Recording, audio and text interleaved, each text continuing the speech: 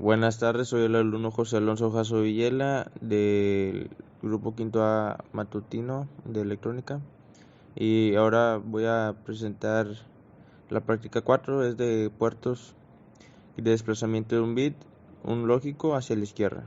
Lo que haremos en esta práctica, pues vamos a explicar a grandes rasgos cómo obtener pues el puerto C, que es el puerto de salida, lo que vamos a ingresar por el puerto B, que es la entrada, pero con un desplazamiento, y todo esto lo sumamos a una constante que en este caso es 1.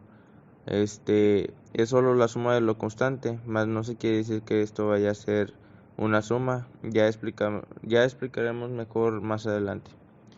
Nuevamente el código es parecido al de las prácticas anteriores, a excepción de las últimas líneas donde escribimos la introducción con el desplazamiento y la suma de lo constante. Y pues voy a explicar el código de micro C en el Boyman. Lo primero que tenemos como en código es la función de Boyman, lo cual representa el punto de inicio de ejecución del código. En esta función es esencial en todo código y proyecto nuevo. Sin esta función el programa simplemente no responderá. En Ansel igual a 0x00 y en Ansel h igual a 0x00. Estos registros pues se configuran los pines ya sea como digitales o analógicos. En este caso los vamos a configurar como digitales por propósito de la práctica. Ya sabemos que con 0 pues 0 lógico lo configuramos como digitales y con 1 analógico como analógico. En porte B igual a 0x00 y en porte C igual a 0x00. Después tenemos el registro porte, el cual su función es simplemente de lectura, es decir, lee el estado lógico en el que se encuentran los pines del puerto correspondiente, iniciando en este caso pues los puertos B y C en estado bajo o cero lógico. En tris B igual a 0FF y en tris C igual a 0x00. Ahora tenemos el registro tris, que como sabemos configura los pines de un puerto como entrada o salida, siendo 0 lógico en 0 salida en output y 1 lógico como entrada en input.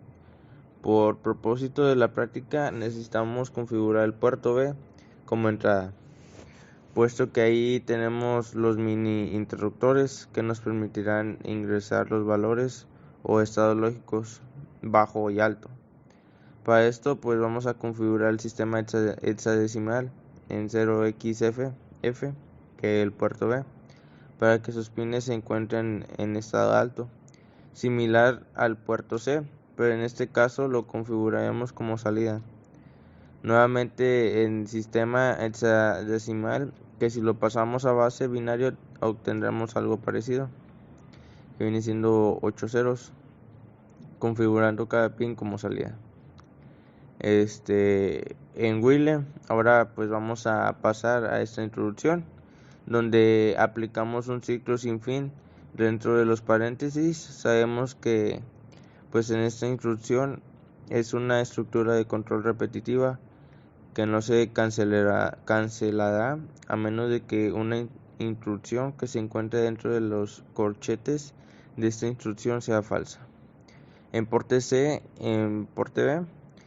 Por último, pues tenemos esta introducción, lo más importante de nuestro código de esta práctica. Tenemos en el comentario que pues, nosotros efectuamos en el desplazamiento hacia la izquierda, es decir, el shift left. Veamos la introducción a detalle. Por el puerto C obtendremos el resultado final de lo que le ingresemos por el puerto B. Y ahora a lo que le ingresemos en el puerto B le agregaremos un salto o un desplazamiento hacia la izquierda.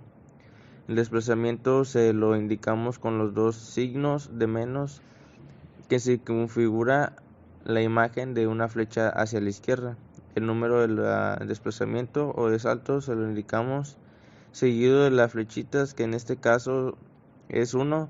Todo esto lo encontramos dentro de los paréntesis de dicha instrucción. Fuera pues de la instrucción encontramos la suma de este caso es 1, es decir, al resultado obtenido dentro de los paréntesis le agregamos una constante.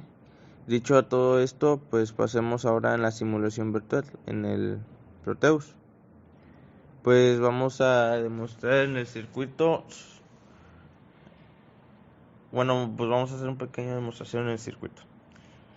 Y pues aquí en nuestro circuito, pues usamos los siguientes componentes, que viene siendo un microcontrolador PIC16F887, un set de 8 LEDs conectado a 8 resistencia de 300 ohms y también 8 mini interruptores.